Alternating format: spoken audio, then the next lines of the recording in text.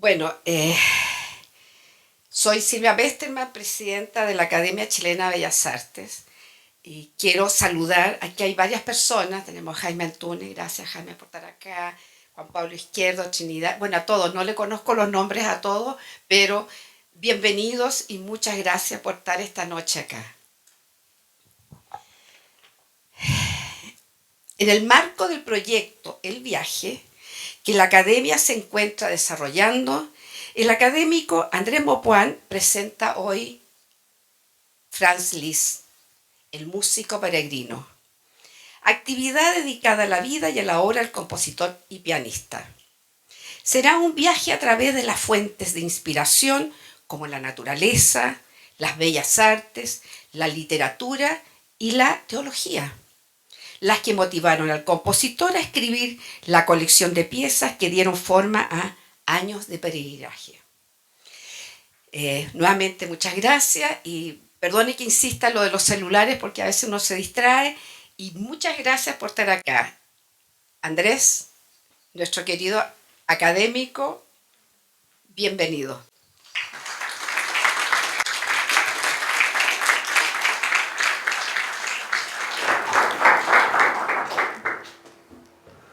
Bien, estoy aquí probando. Ah, verdad que tengo este micrófono. Esto es nuevo para mí el micrófono aquí. Bueno, muy buenas tardes. Bienvenidos a esta segunda versión de esta charla.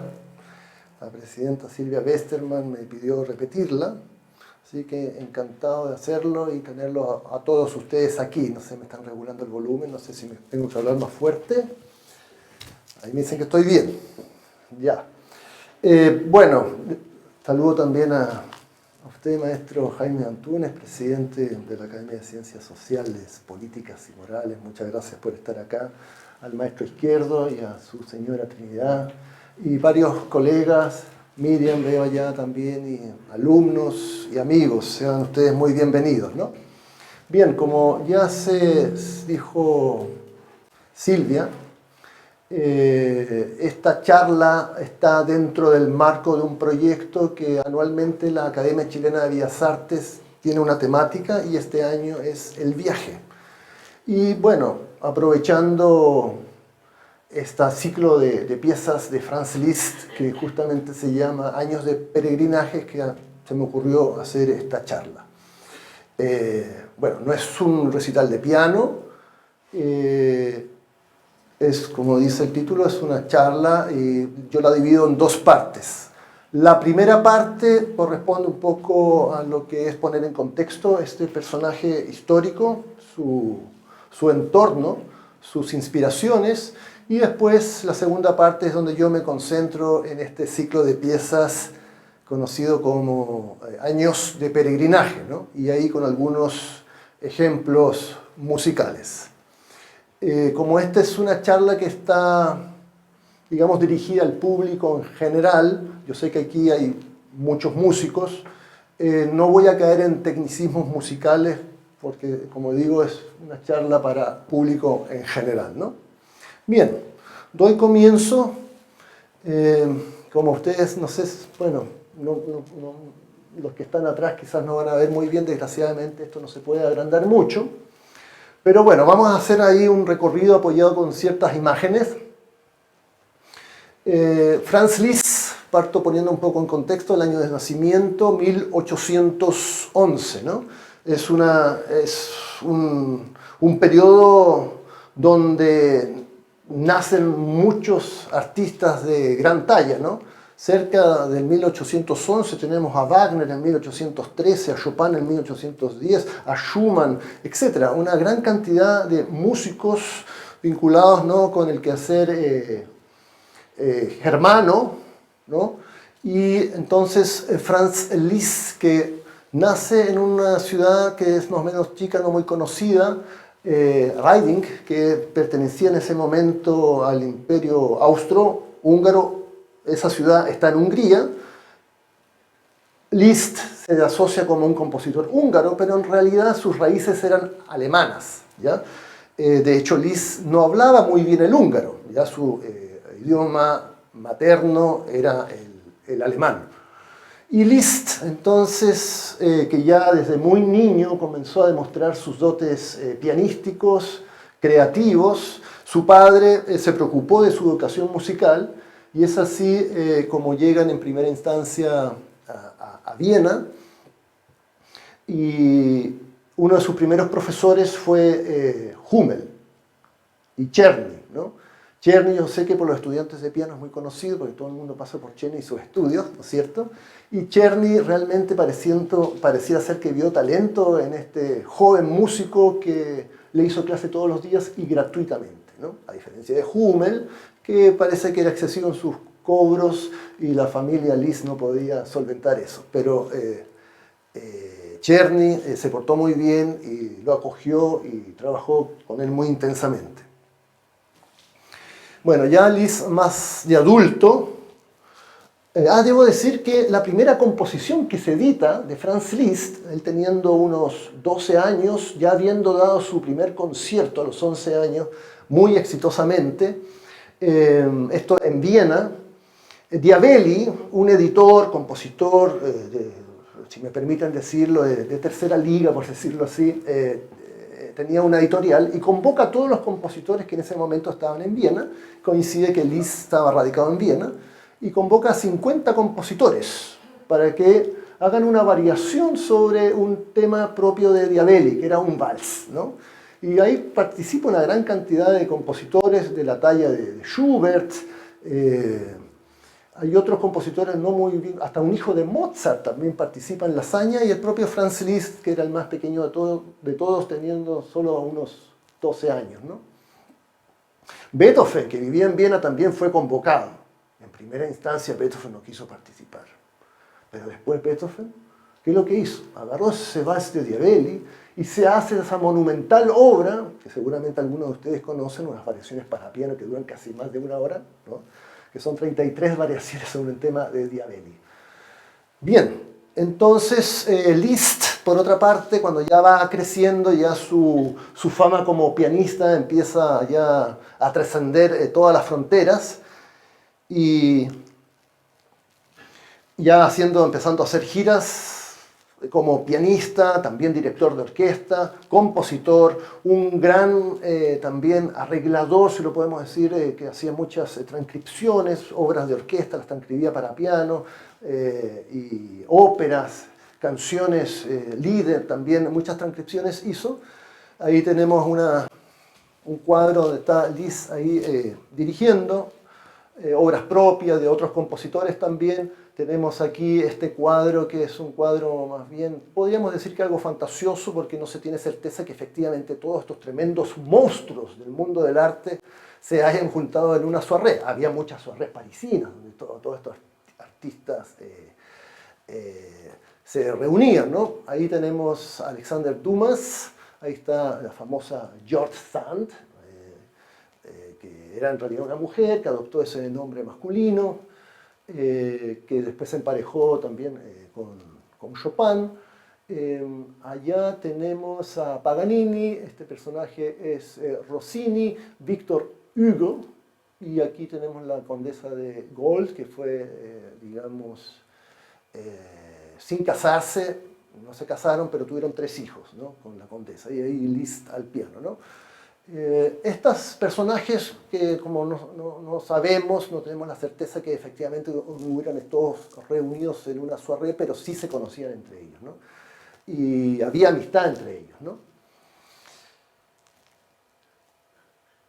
Bueno, Liszt, digamos, el concepto de recital de piano se le debe un poco a Liszt, ¿no? Él fue uno de los primeros personajes que empezó a dar este concepto de recital de piano como nosotros lo conocemos hoy, ¿no? Hay programas históricos que me ha tocado ver a mí que era como un popurrí de cosas, ¿no? Por ejemplo, me tocó ver el programa original del estreno de la quinta y sexta sinfonía de Beethoven, dirigido por el propio Beethoven, pero no era solo eso, eran maratónicos. También habían obras de cámara, y el programa decía el maestro Beethoven improvisará el piano. Entonces era una serie de popurrí, ¿no? Y el concepto de recital de piano comienza ya con Franz Liszt, el concepto del pianista romántico, ¿no? Que después también va a ser adoptado por Chopin, con la diferencia que Chopin vivió muy poco tiempo, 39 años, a diferencia de Liszt que vivió 75 años, ¿no? Entonces, Liszt comienza con esta peregrinación de conciertos a nivel europeo, llegando también hasta Rusia, a San Petersburgo. Ahí hay una anécdota, hay muchas anécdotas que uno no sabe si con el tiempo serán ciertas o no, pero yo lo he escuchado un par de veces y he leído algo al respecto. Liszt, estando en San Petersburgo, el zar sentado en primera fila, el zar empieza a conversar con su vecino y Liszt deja de tocar súbitamente. El zar y toda la audiencia queda estupefacto. ¿Qué habrá pasado? Y Liszt llega y dice, cuando el zar habla, todos debemos escuchar. Después la historia sigue y esa parte no sé si será cierta, parece que al zar no le cayó muy bien y se dice que el zar le dio como plazo un día para que abandonara la ciudad. No sé si será cierto, pero esa es una anécdota. Sea como sea, este personaje de Liszt, que lo vemos ahí, estuvo siempre, bueno, hay que considerar que la figura de Liszt es como el gran artista romántico y fue una figura tan trascendental para el universo musical, y no solo musical, sino también artístico en general, que causaba mucha sensación. Es lo que hoy en día sería como un rockstar, ¿no? Un rockstar donde la gente se agolpaba, esperaba ansiosamente ver al personaje, arrebatarle algo, y de hecho hay muchas caricaturas al respecto. Las mujeres se desmayaban, tiraban flores, chillaban. Bueno, ahí hay en ese dibujo que ustedes ven abajo, ahí tirando flores, las mujeres gritando. Bueno, y los conciertos de Liszt eran siempre algo, digamos, como un impacto para la ciudad que él visitaba, ¿no? Cuando se sabía que Liszt llegaba a la ciudad, ahí lo vemos, pasaba el carruaje, todo el mundo se agolpaba, prácticamente toda la ciudad se agolpaba, ¿no? Él pasaba por el camino y todos le querían tocar la mano, etc. Las mujeres le querían arrebatar un pelo, un botón, un pañuelo, y a raíz de eso también hay unas caricaturas, no sé si se ve muy bien. Acá hay un palo encebado, ahí hay unas prendas de Liszt, ¿no? Y aquí un guardia tratando de colocar orden, las mujeres se pelean, ahí están escalando, subiendo este palo encebado, unas medias moribundas, heridas botadas en el suelo. O sea, más o menos esa caricatura refleja lo que... los de allá se pierden esto, ¿no? Refleja un poco lo que suscitaba y producía este personaje de Liszt, ¿no? Bueno, ahí tenemos algunas caricaturas, ¿no? El piano le queda chico, el piano aquí le queda chico, ahí siempre buena estampa, delgado, alto, silente. Y aquí no se nota muy bien, pero hay una especie de florero, una planta. Hasta la planta está en una actitud así estupefacta, ¿no? Ahí esa otra caricatura que ven ahí, un Liszt ahí como con un pulpo ahí de 8 manos, ¿no? El piano completamente destrozado, ¿no? Bueno, esta es una caricatura porque en efecto Liszt tenía, digamos, esa dualidad, siempre estuvo muy vinculado con lo que era la confesión católica, ¿no? Era creyente, ¿no es cierto? Y tuvo siempre digamos, dualidad hasta que finalmente decidió dar ese paso y entró a las órdenes menores franciscanas y llegó a ser abate con sotana, etc. Que más adelante veremos otras fotos al respecto, ¿no? Esta es una caricatura de Franz Liszt, donde lo vemos ahí medio rechonchito. El que seguramente hizo este dibujo tendría quizás el prototipo de los sacerdotes bien alimentados, ¿no? Pero en realidad Liszt nunca engordó. Hay otras escenas donde vemos a este pianista con sus conciertos. Aquí en esta de abajo es la casa de Weimar. La casa de Weimar, que hoy es museo, ahí la tenemos. Tuve la suerte yo de estar en esta casa. Es una casa de 2 pisos donde él habitaba en el segundo piso, ¿no? Él habitaba ahí Ahora esta casa, como ya dije, es museo y se mantiene muy exacto como está en esta foto. Ahí vemos a Franz Liszt sentado con pantuflas, ahí hay un cuadro de Beethoven, las cortinas siguen exactamente las mismas, es el piano, el escritorio y este sillón. Esta es una foto actual, muy parecida, ahí sigue estando el retrato de Beethoven, ¿no? Esta es la casa por fuera, aquí vemos otras dependencias de Franz Liszt. Franz Liszt, aquí uno podría pensar que vivía de algo ostentoso, ¿no? Franz Liszt, a pesar de toda su fama, todos los regalos, todo esto en realidad no son cosas que él compraba. Todas estas cosas que ustedes ven, estas cosas en la casa, que son cosas finísimas, ¿no? Está lleno de detalles, de objetos de gran valor, pero eran cosas que él recibía como regalo, que iba acumulando, ¿no? Franz Liszt se caracterizó por ser una persona muy, muy generosa, sin querer queriendo, quizás tenía esa potestad de levantar a un músico a las alturas y a otros quizás no hacer nada con ellos, no perjudicarlos, pero quizás no hacer nada con ellos.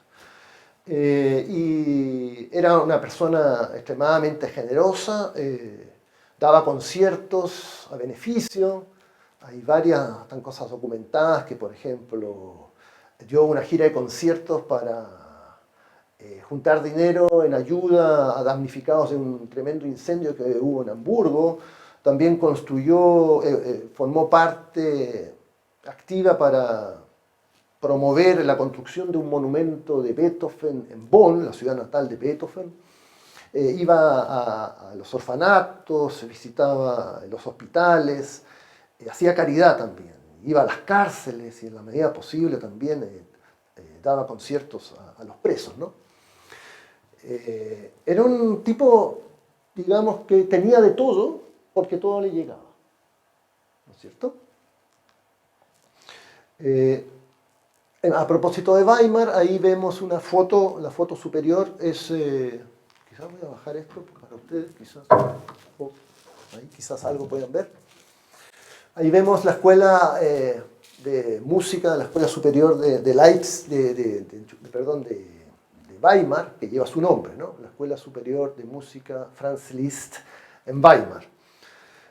La casa de abajo es una de las otras tantas donde Wagner vivió, que también se movía en los últimos años. Wagner tenía como un recorrido entre Weimar, Bayreuth y Roma, ¿no? Esa era como la triangulación que él tenía, ¿no?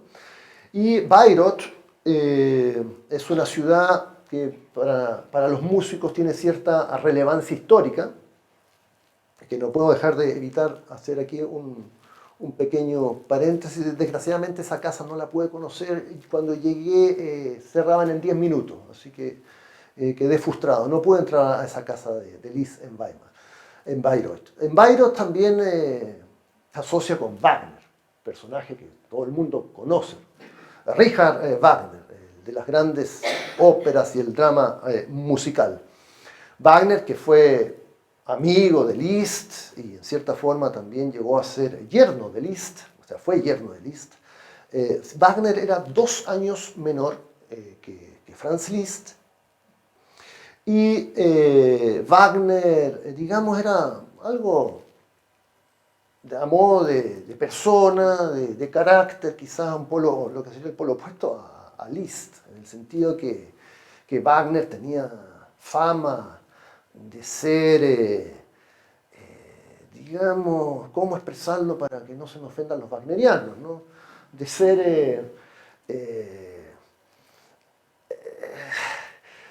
se metía en líos de faldas, se metía en líos de dinero, pedían dinero prestado, lo acosaban los acreedores, llegó a estar en la cárcel, despilfarraba el dinero, se aprovechaba, era oportunista, tenía como esa faceta, ¿no? Y lo curioso del personaje de Wagner, que si Wagner hubiera muerto con 30 años, no pasa la historia, a diferencia de un Schubert, un Mozart, ¿no? Que ya habían dejado mucho, ¿no? Pero en Wagner se produce como un clic tardío y empieza con la música tarde, con los 18 años empieza a hacer sus primeras composiciones, ¿no? Pero digamos su primera ópera de éxito ahí fue ya con los 30 años, que fue Rienzi, después el buque fantasma, o conocido también como el holandés errante, y después vienen esas tremendas óperas, ¿no? Tristán y Isolda, Parsifal y nada menos que la tetralogía con sus cuatro óperas, ¿no? De todas maneras, un genio de la música, un monstruo y también literato. Escribió bastantes libros, pero hay un libro, y ahí también tiene como esta marca, digamos, que lo pone como un personaje en cierta forma malvado, entre comillas, que tiene un libro que, no sé si recomendárselos o no, pero bueno, ahí está, ¿no? Que es un libro muy infame, que se llama, ¿cómo se llama? Judaísmo, la música y o el arte del judaísmo, algo del judaísmo, ¿no? Y es un libro que despotrica contra el arte judío y el estilo y toda esa tradición judía, y recordemos que el Hitler era fanático de Wagner y por ahí también se agarraron de esos escritos wagnerianos, por este antisemitismo que se producía. Pero Wagner profitaba de sus amigos judíos cuando eran directores de orquesta y le estrenaban sus obras, ¿no? Bueno, Cosima Liszt tuvo 3 hijos con la condesa de Gaulle, que apareció delante. Los otros 2 como que murieron tempranamente, y Cosima Liszt, que vivió casi 90 años, incluso un poco más. Cosima Liszt, casada con, esto parece un poco farándula, pero bueno, casada con este famoso y gran director Hans von Bülow, y ahí también otro punto negro para Wagner, para nuestro amigo Wagner. Digamos, Cosima y Wagner tuvieron un idilio, fueron amantes, y quedó embarazada, estando aún casada con von Bülow. Escándalo. Todo esto que yo les estoy diciendo lo pueden encontrar en otro libro, que se los puedo recomendar. Yo soy malo para los nombres, pero se llama El Clan Wagner. Un libro que ahí está la historia hasta los Wagner de hoy día, que continúan la tradición de... ¿Cuál es la tradición de ese clan Wagner? Bueno, allá Nietzsche, toda esta gente se codeaba con Nietzsche. Y bueno, me voy a omitir a Nietzsche por ahora y vamos al teatro de Bayreuth. El teatro de Bayreuth, ese teatro que fue construido, miren, que fue construido especialmente para Wagner, para solo estrenar las óperas wagnerianas. Y ustedes dirán, ¿y cómo logró eso? En realidad, ahí debemos decir que no hizo mucho, sino él gozaba de gran admiración ¿de quién? De este personaje que está ahí. Este personaje, Ludwig, que era un rey de Baviera, ¿ya? Tenía gran admiración por la obra de Wagner, que Wagner, estando en la cárcel, acosado por los acreedores, él lo saca de la cárcel y le construye un teatro especialmente para el estreno de sus obras, ¿no? Y este príncipe, conocido como también el príncipe loco, y perdió el juicio, creo que se suicidó, también conocido como el rey cisne, ¿ya? Vivía en un castillo, y este castillo, que yo estoy seguro que lo conocen, y que incluso sirvió de inspiración para Walt Disney. Ese es el castillo, ¿no? Que está cerca de München, en Baviera, ¿no? Neuschwanstein, ¿no? Algo así como la nueva piedra del cisne, si lo podemos traducir, ¿no? Entonces, en este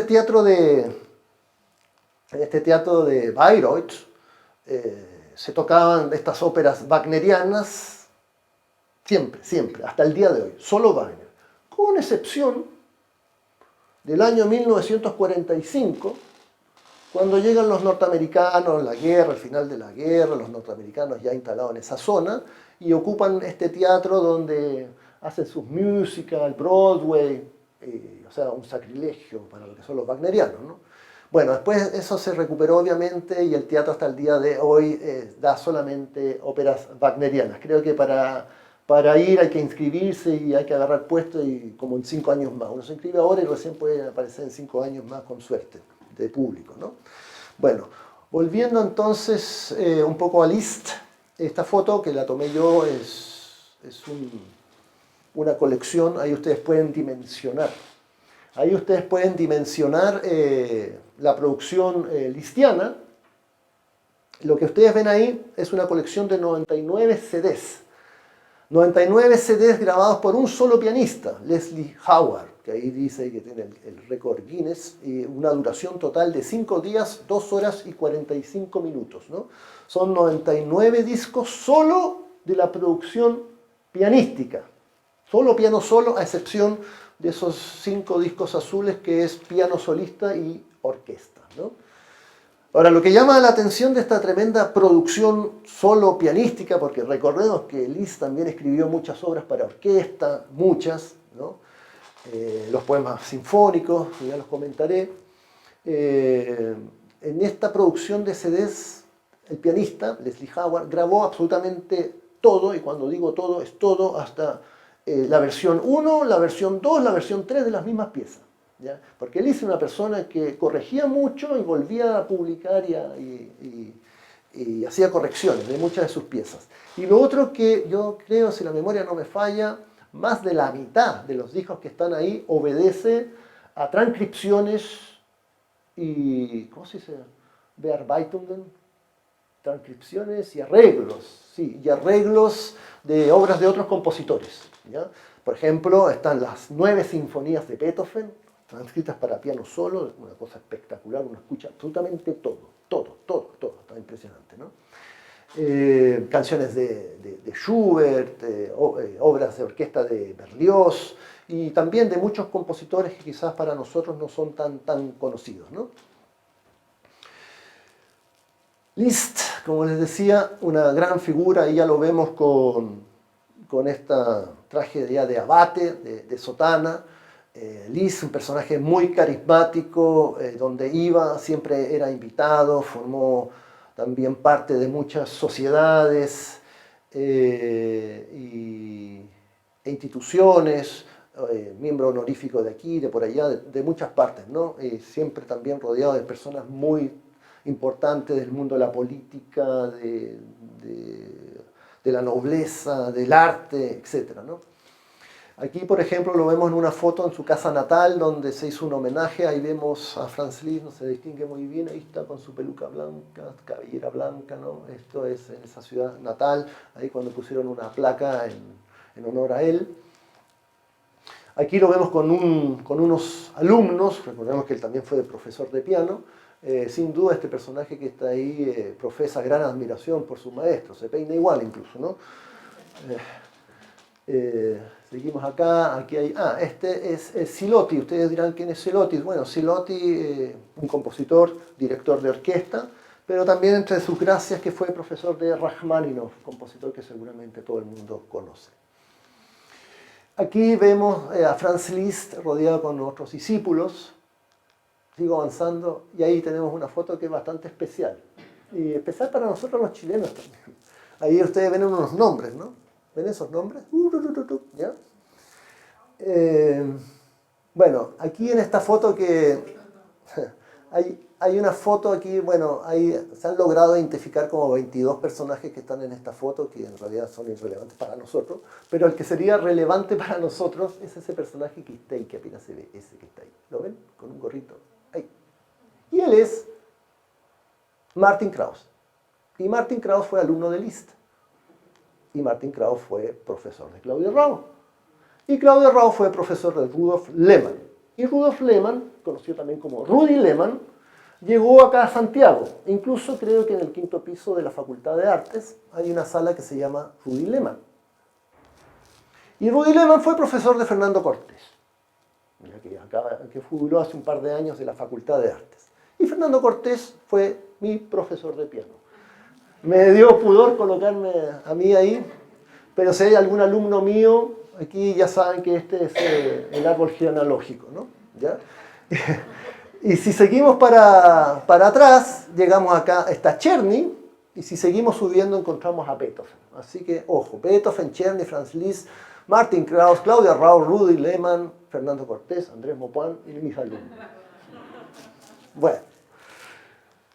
Ahí tenemos una espléndida foto de Franz Liszt ya en los últimos años.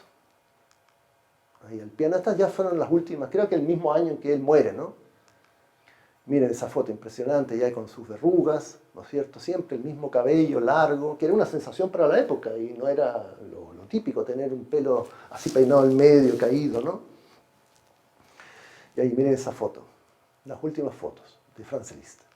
Y ahí en el lecho de muerte, en Bayreuth, ya, que muere el 31 de julio de 1886. ¿Ya? Franz Liszt, aparte de todo esto que hemos visto, de todo este glamour que tenía, fue un gran músico, un gran compositor, y a él se le debe varias concepciones nuevas musicales. Por ejemplo, el poema sinfónico.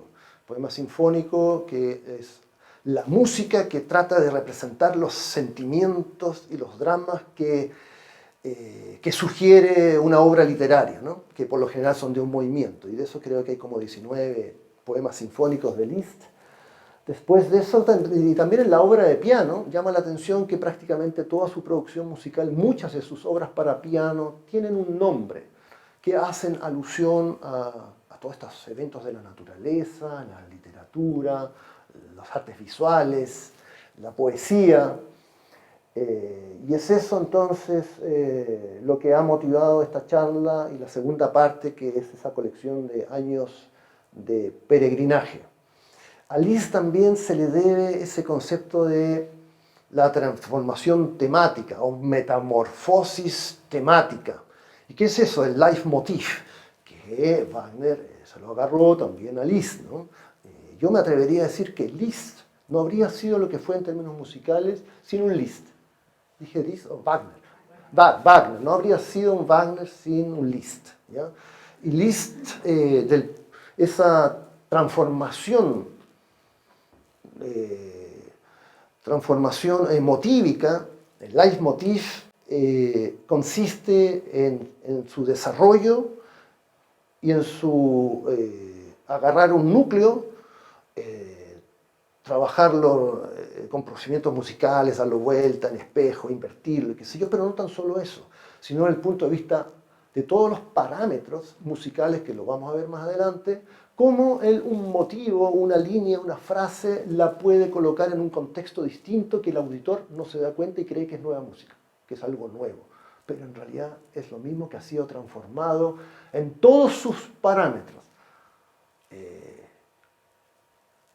Armónico, dinámico, incluso de articulación, rítmico quizás, ¿ya? Pero ahí están, estas células. Y con una célula, ya, él puede generar un motor, un hilo conductor para una obra entera, ¿no? El plano del punto de vista armónico es un compositor que tiene una tremenda evolución que ya en el último periodo de su producción musical es prácticamente la puerta a lo que es la música casi atonal. En algunos puntos más moderno que en los primeros momentos del propio Debussy, ¿ya? Y así es como Franz Liszt inspiró, influyó en muchos artistas como Scriabin y qué sé yo también de otras localidades que quizás son bastante lejanas a lo que pasaba en Alemania, Albéniz desde el punto de vista pianístico, también eso no hay que olvidarlo. El punto pianístico de la evolución, de la técnica pianística con Liszt evolucionó de una forma extraordinaria. Algo así como podría decirse Paganini en el violín, ¿ya? La técnica del violín también alcanzó grandes desarrollos. Bueno, y ahora inicio esta segunda parte que está focalizada en estos años de peregrinaje, ¿no? Como dije anteriormente, muchas obras de Liszt sufrieron constantes revisiones de parte de Liszt, y hay muchas de estas piezas que vemos acá que originalmente estaban en otro álbum que se llamaba Álbum del Viajero, ¿ya? Y que Liszt, de ese álbum del Viajero, compuesto en los años 30, o sea, teniendo él 30 años, ¿no? Las tomó de ahí, las revisó, las transformó y las colocó entonces en este otro álbum, ya 10 años más tarde, estamos hablando aquí de unos 40 años más o menos, donde él viajaba mucho con sus recitales y qué sé yo, y el primer año, porque son 3, el primer año es conocido como el año de Suiza. La característica de este año de Suiza, que como ven aquí en el título de estas nueve piezas, la mayoría de las piezas hacen alusión más bien a la naturaleza, a diferencia de los otros años que hacen más alusión a las artes visuales y a la literatura, ¿ya? Entonces, en este primer año encontramos en la primera pieza la capilla de Guillermo Tell, historia que me imagino que todo el mundo conoce, ¿ya? Y esta capilla, que efectivamente está en Suiza, está a las orillas de un lago. Aquí vemos algunos cuadros de esa capilla y después hay unas fotos. Con este título, la capilla de Guillermo Tell, se abre entonces el ciclo de años de peregrinaje. ¿Me siguen oyendo bien? ¿Sí? Ya.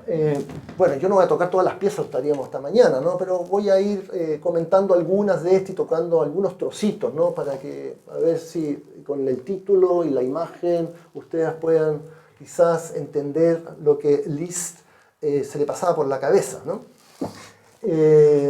Bueno, Guillermo Tell ahí que es más o menos mito, leyenda, no se tiene muy claro, una especie de Robin Hood, ¿no? Que fue ahí el cantón, que he olvidado el nombre, soy malo para los nombres, este cantón que fue ocupado, entonces Guillermo Tell fue ahí como un activista para liberar a las personas que estaban ocupando ese cantón, ¿no? Y se dice que lo tomaron preso porque parece que dijo algo que no le cayó muy bien a las autoridades, y como él tenía fama de ballestero, de apuntarle bien al blanco con la flecha, lo condenaron a dispararle a su hijo a la manzana. A su hijo, él tiene la manzana acá, y entonces él le puso a la ballesta 2 flechas. Una por si fallaba y mataba a su hijo, la segunda era para matar al tipo, ¿no? Y bueno, acertó, y el tipo le preguntó, ¿y la segunda flecha para qué? Era para matarlo a usted si fallaba. Y eso parece que lo tomaron preso, lo metieron en una barca, lo llevaron al frente de ese lago, viene una tempestad y el tipo parece que tenía ciertas habilidades, los tipos que lo tenían ahí preso le pidieron ayuda y el propio Guillermo Tell salvó, llegó a la orilla, incluso con el tipo que lo quería condenar a muerte, y al llegar a la orilla se arrancó. Y ahí entonces en el bosque empezó a juntar gente, fue como un caudillo, eso es más o menos lo que dice la leyenda. Bueno, teniendo todo eso en consideración, Liszt parte este trozo, la capilla de Guillermo Tell, quizás haciendo un poco alusión a la música típica de esa época, estamos hablando del 1300, por ahí, ya puede ser. Entonces, es una música que se canta en las iglesias hasta el día de hoy, las iglesias luteranas, ¿no? Que suenan más o menos así, a ver. Más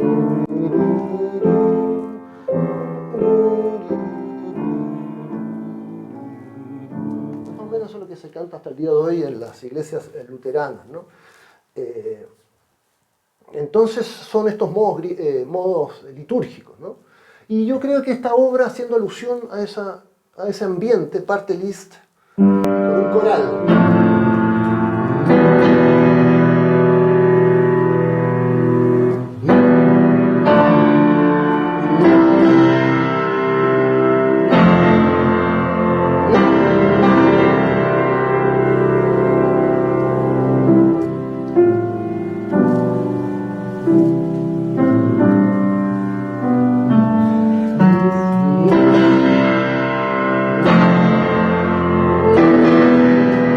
Solemne, como un coral, ¿no? Que nos evoca a esa época.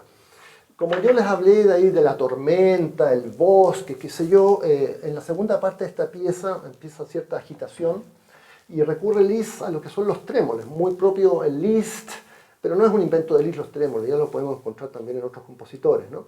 Que imita estos redobles de timbales, ¿no? Que Liszt lo puede usar en distintos colores y en distintos, ¿cómo se llama? Latitudes del piano, ¿no? Registros del piano, ¿ya? Y esto suena más o menos así, hay como un llamado de corno, yo me imagino que puede ser la tormenta o el bosque y un llamado de corno, ¿no? Y unos ecos, esa es la idea, incluso Liszt escribe aquí, eco.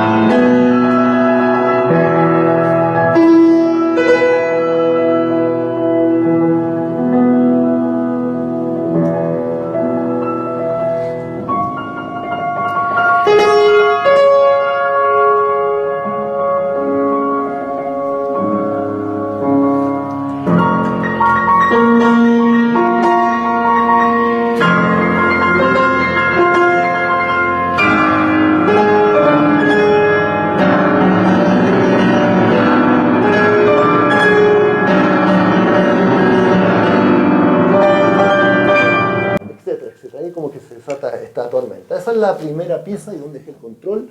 La segunda pieza, no se preocupen, no vamos a pasar por todas las piezas. El lago de Wallenstein, ahí hay una foto y un cuadro de este supuesto lago, ahí se ve como una taza de leche, muy tranquilo. Recordemos que el paisaje de Suiza es muy distinto a los paisajes que normalmente Liszt radicaba, como en Alemania. Las grandes ciudades alemanas no se caracterizan por ser ciudades montañosas, más bien todo plano, en París también, ¿no? Entonces estar aquí en Suiza, donde se caracteriza por todos estos paisajes montañosos, debe haber sido bastante impresionante para Franz Liszt, ¿no? Y este ballet, ¿cómo se llama? Olach de Wallenstein, irradia, a mi juicio, esta tranquilidad. Es una pieza relativamente breve de Liszt, yo voy a tocar solamente el inicio, para que yo creo que la música grafica un poco esa imagen, ¿no?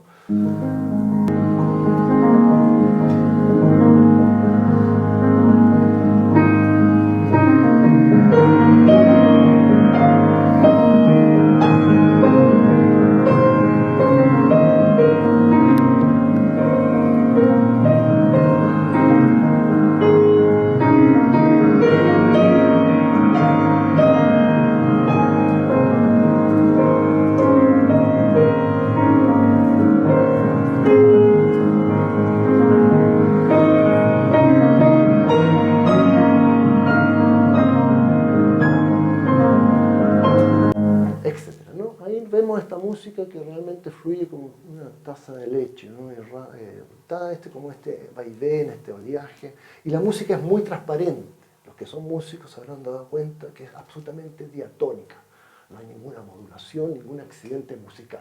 Como reflejando esta transparencia, esta pureza del agua, ¿no? Me voy a saltar la tercera pieza, que es una pastoral. Ahí después tenemos esta.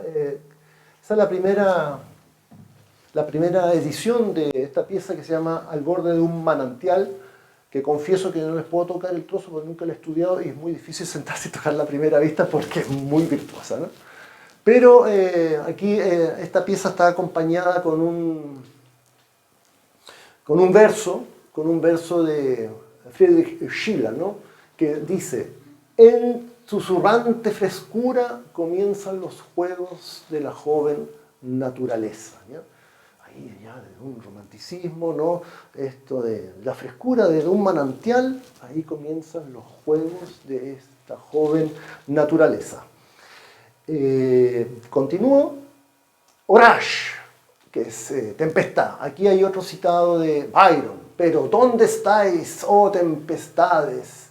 ¿Es el objetivo? ¿Sois como los que están dentro del pecho humano? ¿O encuentras al fin, como las águilas, algún nido alto? Ese verso también acompaña a la partitura de Orage. Tempestad. Toco solamente el inicio de esta tempestad. Y...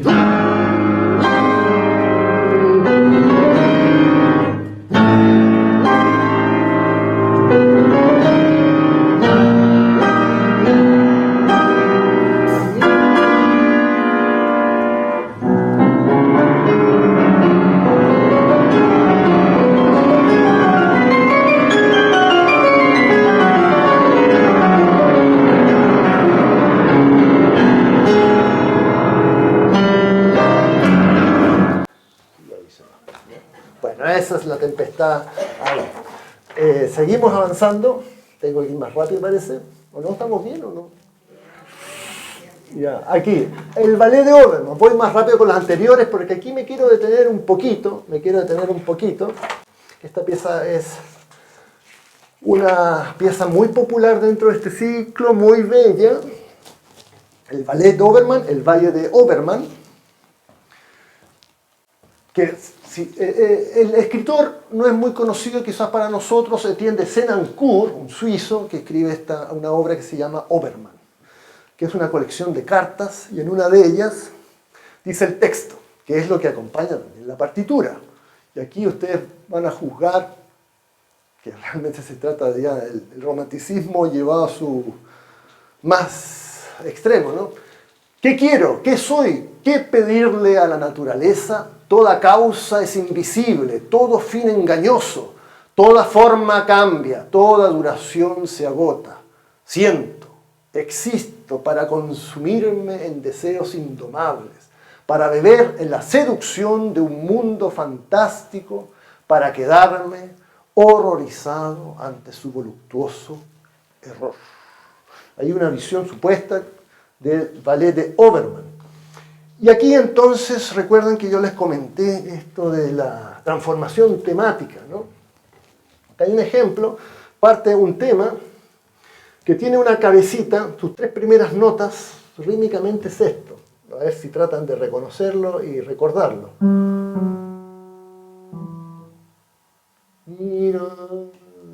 ¿Ya?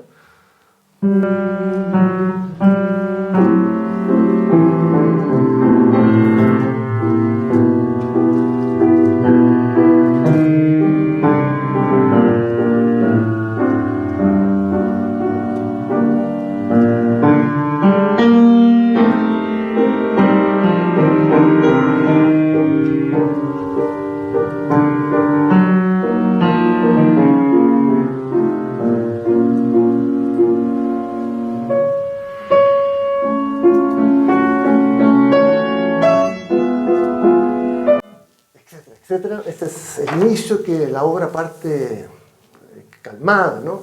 Muy calmada, y ese motivo empieza a agarrar vuelo aquí con otra armonía.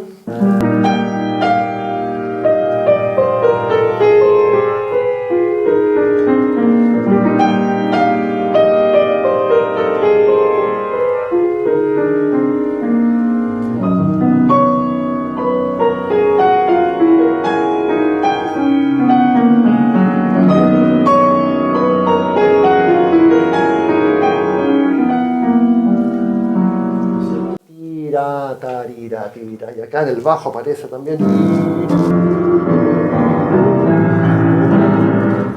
Otra transformación, otra armonía, otro contexto.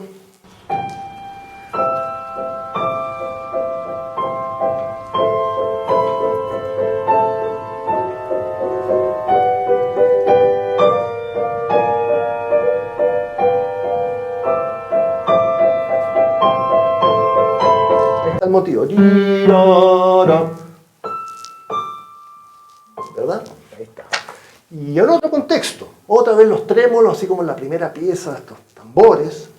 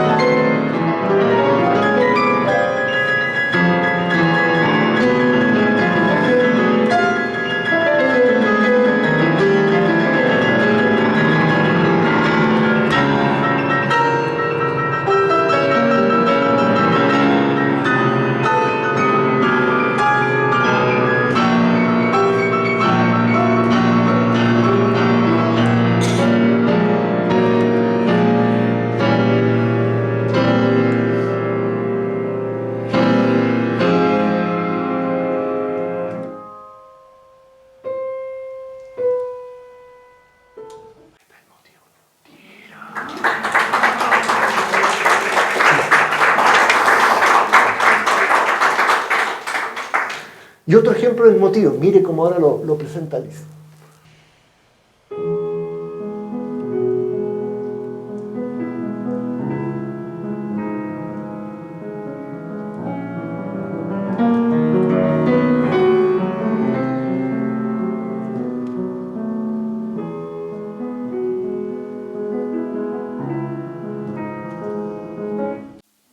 Es el Malenón, ¿no? Precioso, se los recomiendo.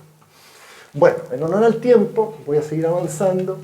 Me voy a saltar las últimas piezas de ese libro y llego al segundo año, que es el año conocido como el año de Italia. El año de Italia. El año de Italia tiene una colección de 7 piezas. No tengo que ir acá mejor. De 7 piezas. Posalicio, el Penseroso, y 3 sonetos del Petrarca, y l'après lecture di Dante, después de una lectura de Dante. La primera pieza es Posalizio, que es punto de inspiración a partir de un cuadro de Rafaelo, que son las nupcias de la Virgen María y San Pedro. Lis lo que hace en esa pieza, me gustaría poder tocarla, pero no voy a tocar, por el tiempo, ¿no? Es una idea muy sencilla. Expone un tema, el tema irradia una ternura. Claro, es una pieza que, si bien es cierto, tiene puntos climáticos, pero me atrevería a decir que esos puntos climáticos, que son, digamos, de ciertas, no del amor apasional de un hombre hacia una mujer, sino ese amor divino, ¿no? Entonces, los dos temas que son presentados de forma separada, al final son presentados juntos, como en un matrimonio. Están los dos personajes y después se fusionan en un todo, ¿no? Ese es más o menos el concepto de esa pieza maravillosa de Lis. Voy a tener que seguir. Esta pieza, que se llama El Penseroso, ahí hay un texto: agradezco el sueño y más el ser de piedra, mientras dure el daño y la vergüenza. No ver, no oír es una gran fortuna para mí. Sin embargo, no me despiertes. Habla bajo. Este es El Penseroso, ¿no? Que en realidad es la tumba de Lorenzo de Medici, gran mecena de muchos artistas, político, poeta también, etc. Y entonces esa es una escultura de Miguel Ángelo, ¿no es cierto?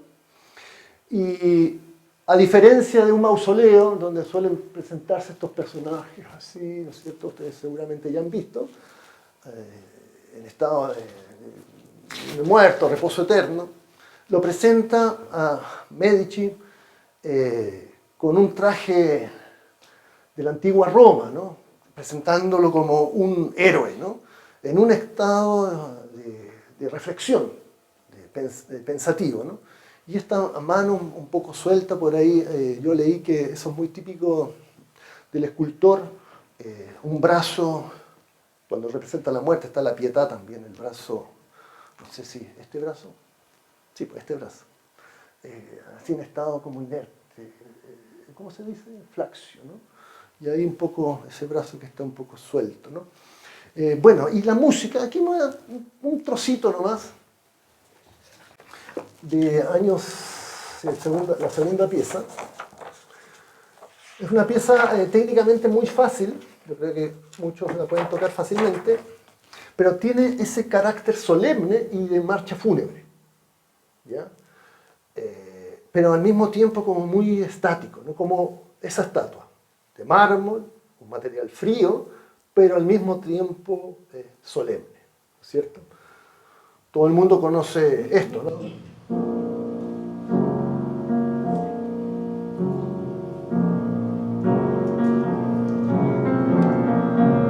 ¿Cierto? Esa es una marcha fúnebre de una sonata de Chopin, el tempo de marcha fúnebre. Ese saltillo muy característico de las marchas fúnebres.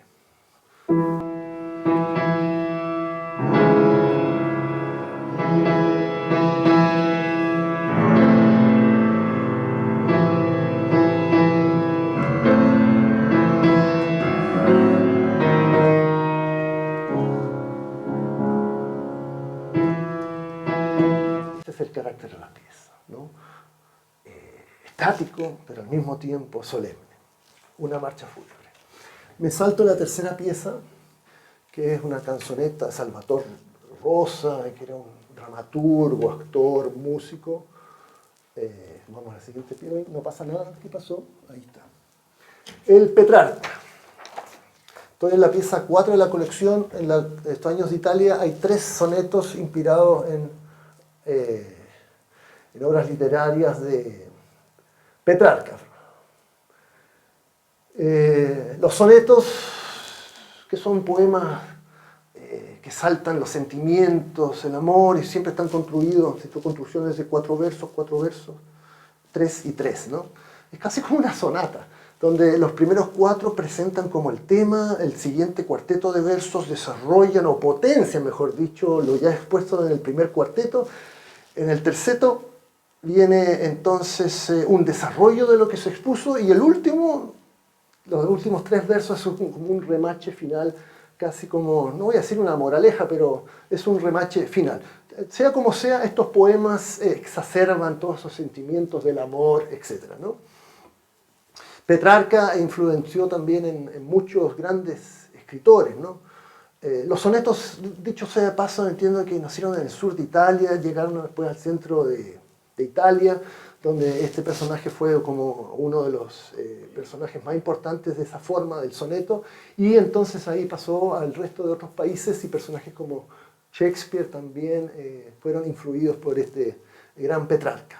Ya, entonces, si estamos en esa exuberancia de los sentimientos, voy a tocar el inicio de uno de los sonetos del Petrarca, donde se ve esa, ya como una mermelada, así, un derroche de melodía, ¿no?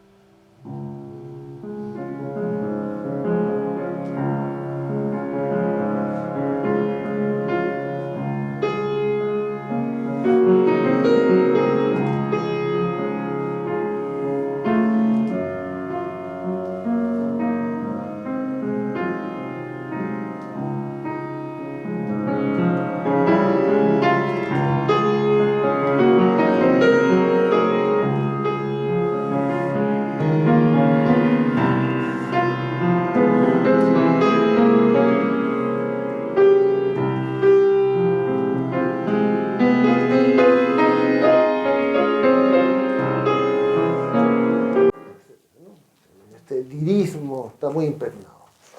La última pieza de este ciclo, que se llama... Uy, ¿por qué no cambia? Se acabó la pila. Okay. Que se llama, después de una lectura de Dante, me la voy a saltar por el momento, hago alusión al tercer año. Este tercer año a veces se le suele identificar como otro año de Italia, pero no es tan así. Si bien es cierto, aquí hay 4 piezas que hacen alusión a Italia, 3 piezas, los cipreses de la Vía del Este y Juegos de Agua de la Vía del Este. Las otras piezas, de hecho la primera pieza fue compuesta para su primera nieta, esta pieza 5 a la muerte de von Bülow, el director, etc., ¿no? Pero este tercer año fue compuesto casi 20 años más tarde de los otros, ¿no? Lo que sí llama la atención es su evolución armónica, sobre todo en estas piezas de la 5, la 6 y la 7. Ahí ya prácticamente Liszt como que abandona la tonalidad tradicional. Abre nuevas puertas, nuevos mundos armónicos, los enlaces de acordes ya no tienen poco que ver con lo que normalmente uno aprende en los primeros años de armonía. Estos enlaces de tónicas subdominantes, absolutamente otra cosa. Incluso empieza a trabajar con modos que no tienen que ver con las escalas mayores y menores, los modos húngaros, etc., ¿no? Esa es la Vía del Este que inspiró a Franz Liszt, ahí en los cipreses. ¿Ya? Es la Vía de Este, es de una familia muy rica, de tradición, era así como estaban los los Borgia, otras familias importantes, que ahora se me van los nombres, que eran muy poderosas. Esta villa de este es el apellido de la familia, no es que este del poniente, no, es la familia este. Esta villa está en Trípoli, está cerca de Roma, y fue en el 2001 declarada Monumento Patrimonio de la Humanidad, ¿ya? Y en esta villa, que se caracteriza también por unos espléndidos juegos de agua, que eso fue el punto de inspiración para Franz Liszt, ¿ya? Voy a tener que seguir por el tiempo y aquí entonces retrocedo a Prelecture de Dante. Después de una lectura de Dante, esta, a mi juicio, de las 22 piezas creo que son de toda esta colección de años de peregrinaje, yo diría que esta en su concepción musical es interesante,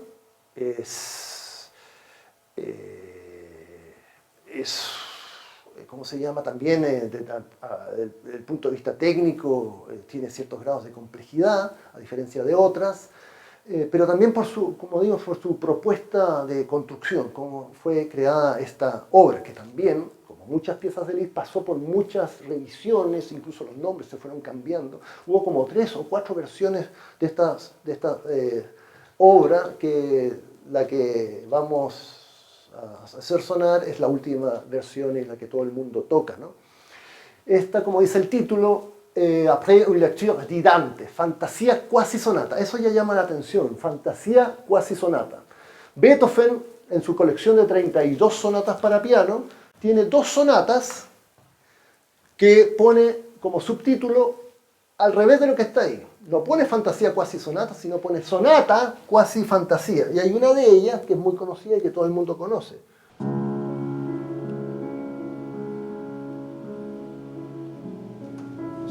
Ese famoso claro de luna, ¿ya? Donde el primer movimiento no es la forma sonata, sino aparece en el tercer movimiento. Beethoven pone ahí sonata cuasi fantasía. ¿Y qué es lo que es una fantasía? Dicho a la rápida, una fantasía, que también hay fantasías en el barroco, es una forma casi, es como una improvisación escrita, ¿ya? De una forma libre, ¿no? Eso sería una fantasía que también podría ponernos en el mismo plano que lo que sería un improntus, una improvisación, ¿no? Dante Alighieri, bueno, todo el mundo conoce Dante Alighieri, quizás algunos de ustedes han tenido la oportunidad incluso de leer esta Divina Comedia, que está conformada por 100 cantos, 33 que son el infierno, 33 el purgatorio, 33 el cielo y 1 como coda final. En este viaje al infierno, imaginario obviamente, en este viaje al infierno, que es el propio Dante que desciende a los infiernos en compañía de un poeta antiguo romano, Virgilio. Y en ese recorrido por el infierno que están los distintos círculos, hay varias capas, los castigos, etcétera, etcétera, es lo que Liszt le impresionó y hizo esa producción.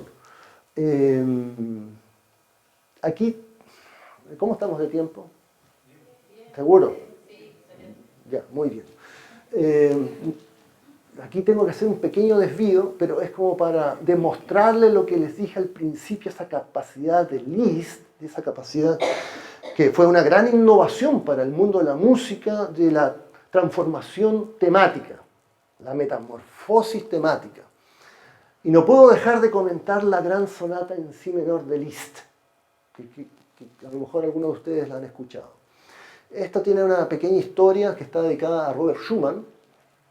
Robert Schumann, que tenía un periódico musical de crítica, etc., escribió, porque en esa época, y como en todas las épocas, hay rivalidades, ¿no? Todos quieren ser los mejores, y hay rivalidad estética, y se tiraban piedras entre ellos, ¿no?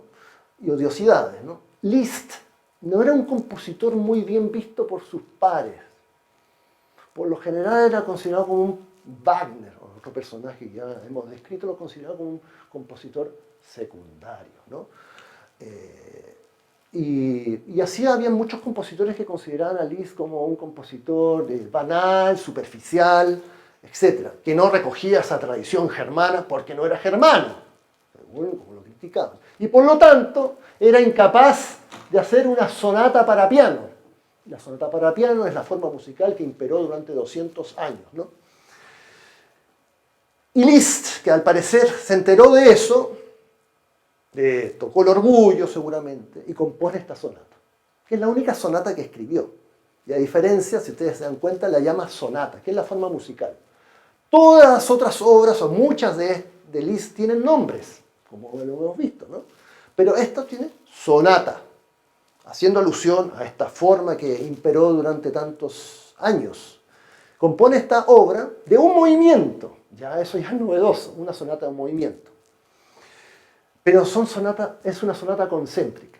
Yo creo que no les voy a explicar mucho porque eso amerita una charla especial para la sonata, porque es una monstruosidad. Pero sí puedo compartir con ustedes un par de ejemplos de esa capacidad de transformación de esta sonata. Dicho sea de paso, cuando Liszt compone la sonata, se la dedica a Schumann. A los Schumann reciben un ejemplar y les cayó pésimo la sonata. Según dicen, estaba Brahms, Clara Schumann, la esposa de Schumann, gran pianista y compositora, y Robert Schumann.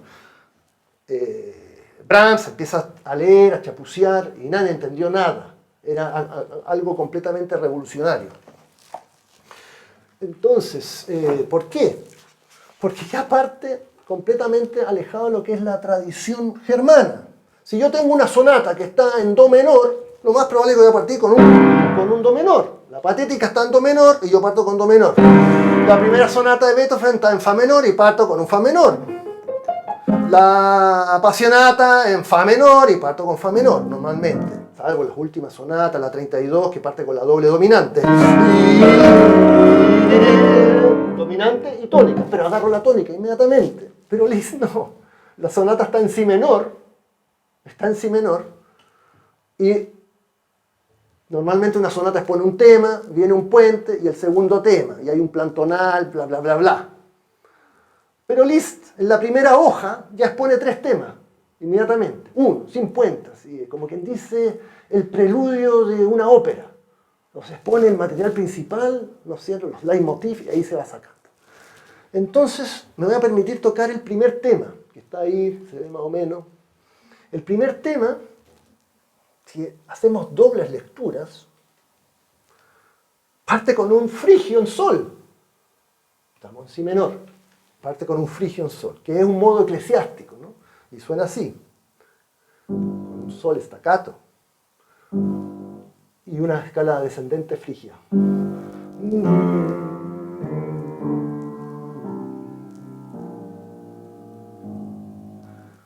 Se repite. Sol. Sol. Y una escala descendente, pero gitana, menor. Húngara.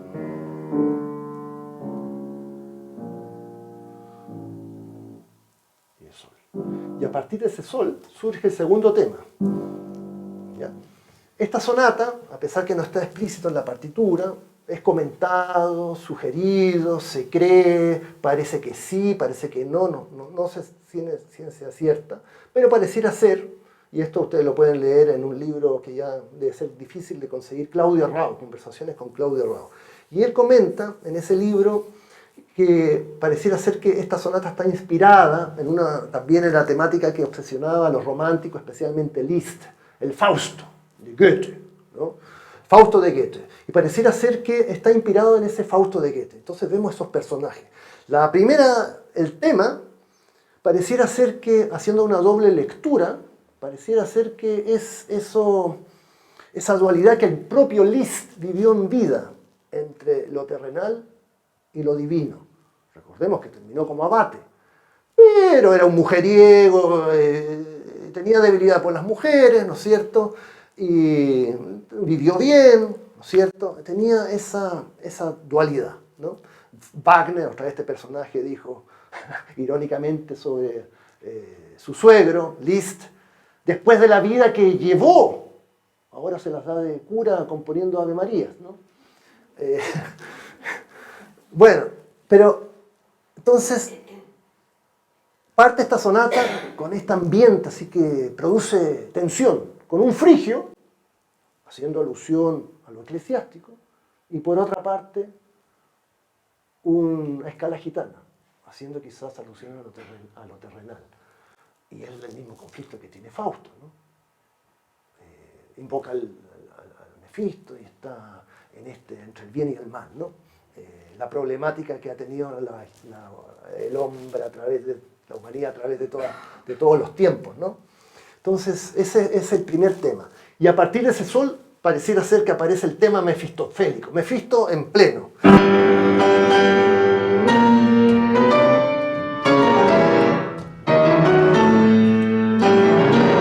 Ese fue el segundo tema, inmediatamente. Nada de un puente que parece aquí, que parece esto otro, no, al tiro. Y viene entonces el tercer tema, inmediatamente, después de un silencio. Otro aspecto quizás de Mefisto, sarcástico, una carcajada.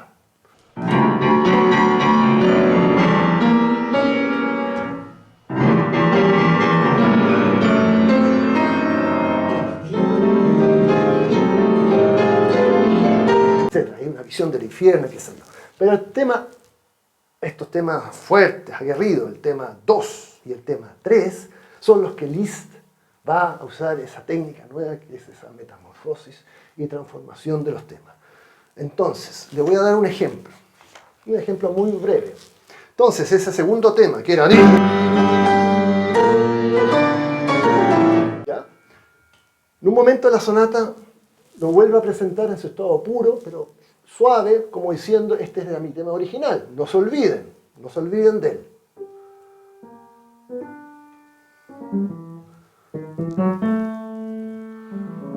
¿Cierto? Y ahora, ¿qué hace con ese mismo tema? Lo armoniza y le da otro contexto.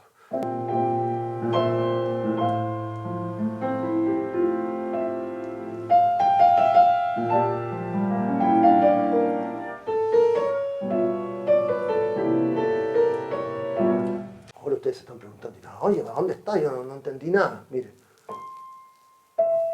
yo lo toco como el carácter original que era, varían quizás los intervalos, pero la gestualidad está ahí.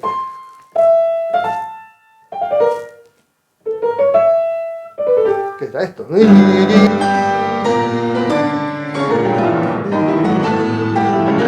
Y ahí está, completamente transformado. Y un último ejemplo, el tercer tema,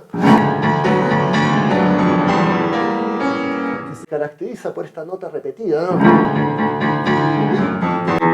¿no? Aparece ahora y podríamos interpretarlo como un cuarto tema, pero completamente variado en su armonía, en su agógica, en articulación, dinámica. Miren.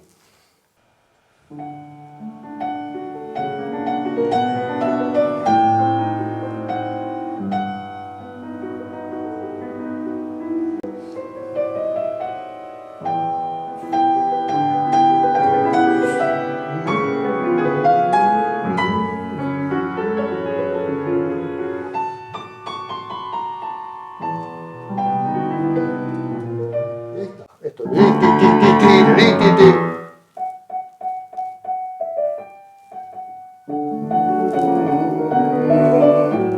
Que es el tema del amor, ¿no? Hay otros pasajes maravillosos, ahí que está el conflicto cuando llega el acto erótico y la consumación y el pecado y todo lo demás, extraordinaria esta sonata. Y termina con el final que hace alusión al primer tema, que va bajando esta escala. Estoy tocando algo más rápido por el tiempo. Miren esta paleta de acordes.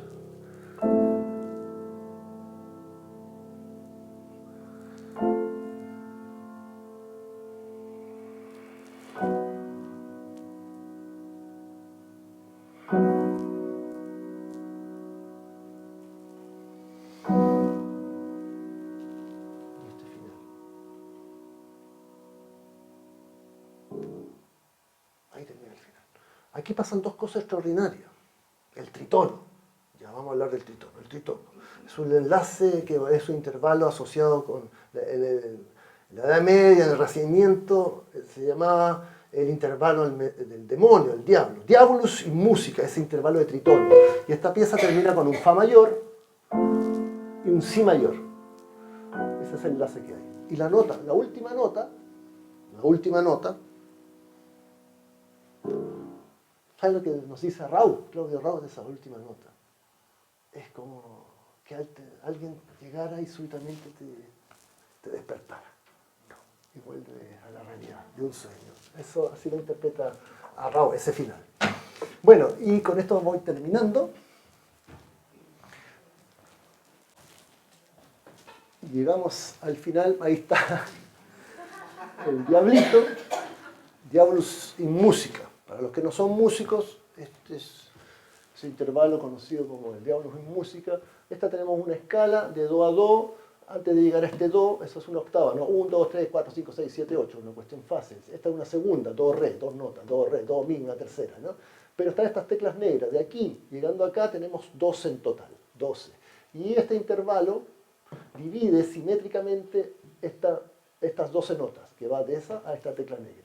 Ese intervalo es un tritono, que yo la puedo transportar ahí. Y ese intervalo es entonces el que se asocia con un intervalo que es muy difícil de entonar y que era, digamos, evitado y no tocado como autónomamente, ¿no? El diablito en música.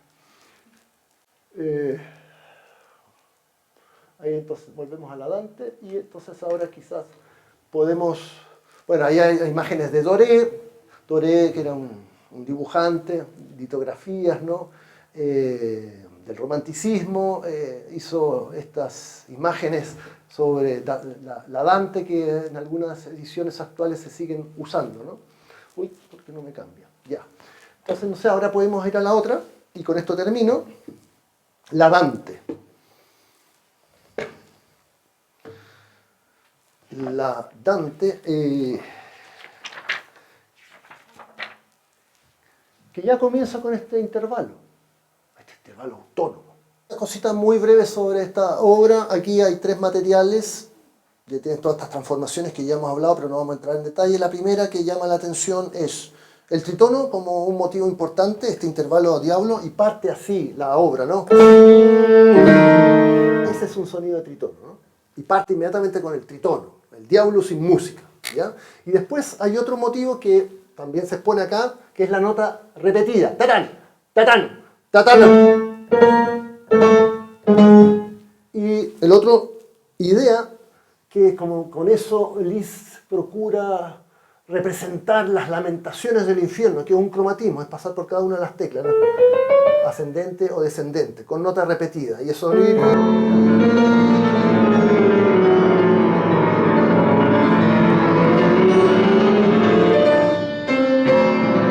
sería como las lamentaciones, ¿ya?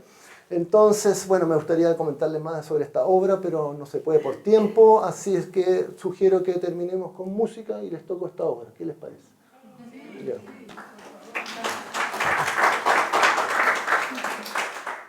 Vamos a intentar tocarla de memoria, a ver cómo nos va.